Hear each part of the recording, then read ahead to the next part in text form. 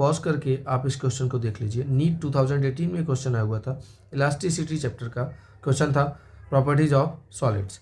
तो यहाँ पर उन्होंने बोला था 2 वायर दिए थे और दोनों वायर का मटेरियल सेम था, दैट मीन्स यंग्स मॉडुलस दोनों वायर के सेम दिए हुए हैं।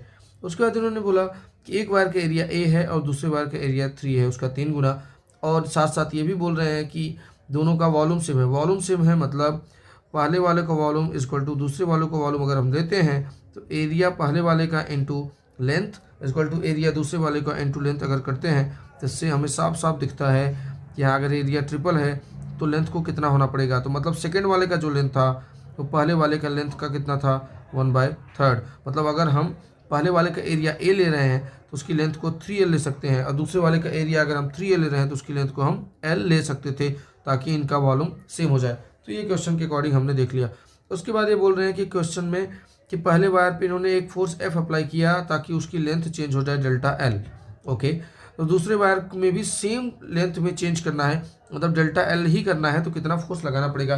डेफिनेटली अलग फोर्स लगाना पड़ेगा क्योंकि यहाँ पे एरिया और लेंथ अलग अलग हैं। तो सबसे पहले ये 1 डायमेंशनल ऑब्जेक्ट की तरह अगर हम इसको ट्रीट करते हैं, फिलहाल एरिया ले रहे हैं लेकिन हम इलोंगेशन कर रहे हैं, और इलोंगेट कर रहे हैं मतलब लॉन्गिट्यूडनल स्ट्रेस होगा और हमें अप्लाई करना पड़ेगा फोर्स एक लॉन्गिट्यूडनल मतलब टेंसाइल फोर्स, और फोर्स अपॉन एरिया जो हो जाएगा लॉन्गिट्यूडनल स्ट्रेस होगा, उसकी वजह से लॉन्गिट्यूडनल स्ट्रेन प्रोड्यूस होगा, और स्ट्रेस अपॉन स्ट्रेस यहाँ पे यंग्स मॉडुलस हो जाएगा लॉन्गिट्यूडनल फॉर्म में। तो चलिए इसको हम देख लेते हैं।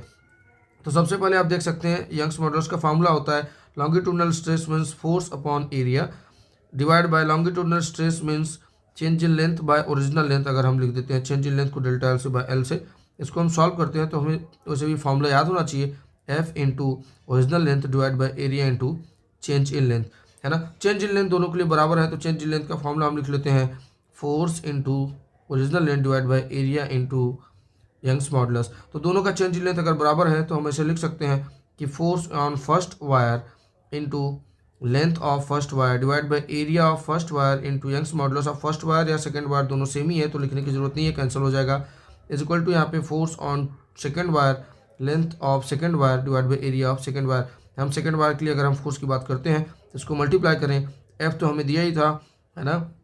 यहाँ पे L1 को हमने कितना लिया है, चलिए 3L डिवाइड बाय L2 हो जाएगा इधर आके यहाँ पे L, और एरिया के लिए अगर हम बात करते हैं तो A2/A1 को अगर हम देखते हैं तो हो जाएगा 3A/A। तो इसको हम अगर सॉल्व करते हैं तो देखिए हमें क्या मिलेगा, पूरी चीज़ें कैंसिल आउट होने के बाद हमें मिलेगा 9, मतलब 9F। पुराने फोर्स का हम 9 गुना अगर फोर्स लगाएं